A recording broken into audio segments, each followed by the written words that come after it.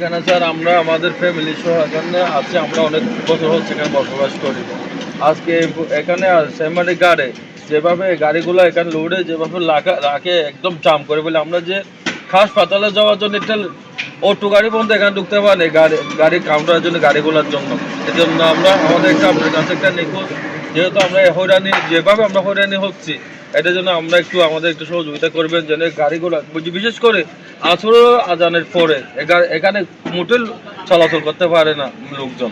এইভাবে মানে একটার পর একটা গাড়ি এসে জাম হয়ে যায়, একটা রোগী যে মানে হাসপাতালে নিয়ে যাব ওই সুযোগটুকু থাকে না এখানে। যদি আপনাকে এটা বলেন মাগরের উপর একটা ভিডিও করে দরকার হলে আপনাকে দেখাতে পারবো স্যার কি পরিমাণ আমরা হয়রানি হচ্ছি এই কাউন্টারগুলো নিয়ে, এই গাড়িগুলো নিয়ে। এখানে জাম করে থাকে, একদম জাম হয়ে থাকে। আমরা একটা শিশু হঠাৎ অসুস্থ হয়ে পড়লে আমরা একটা অটো গাড়ি পাই না, ঢুকতে পারি না গাড়িগুলোর জন্য। গাড়ি বিশেষ করে এম্পোরিয়ার, সেন্ট মার্টিন এগুলো এখানে যারা আছে গাড়িগুলো এইভাবে এখানে লোডটা কাম করে থাকে সারাদিন। রাতের 12টা বাজে 1টা বাজে আপনার গাড়ি সেগুলো আছে, লোকগুলো আছে যাত্রীগুলো টুরিস্ট ও তখন যায়।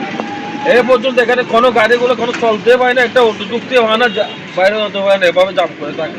টানা তৃতীয়বার অর্জন করেছে দেশের সেরা সুপার ব্র্যান্ড স্বীকৃতি বসুন্ধরা টিস্যু। নুনিয়াছড়া ঘাট একটি গুরুত্বপূর্ণ জায়গা। সাধারণত পর্যটকরা সেন্ট মার্টিনগামী জাহাজে ওঠার আগে এই নুনিয়াছড়া ঘাটে আসেন এবং সেখান থেকে আসলে তারা কক্সবাজারগামী জাহাজে উঠে তারপর সেন্ট মার্টিনে যান। কতিপয় বাস এবং পরিবহন সমিতির কিছু লোক এবং কতিপয় বাসের মালিকরা বা ড্রাইভাররা তারা কি করে সকালবেলা বাস ভর্তি করে এসে এইখানে যাত্রী নামায়, তারপর বাস এখানে রেখে চলে যায় এবং বিকেলবেলা আবার যাত্রী এসে নিয়ে যায়।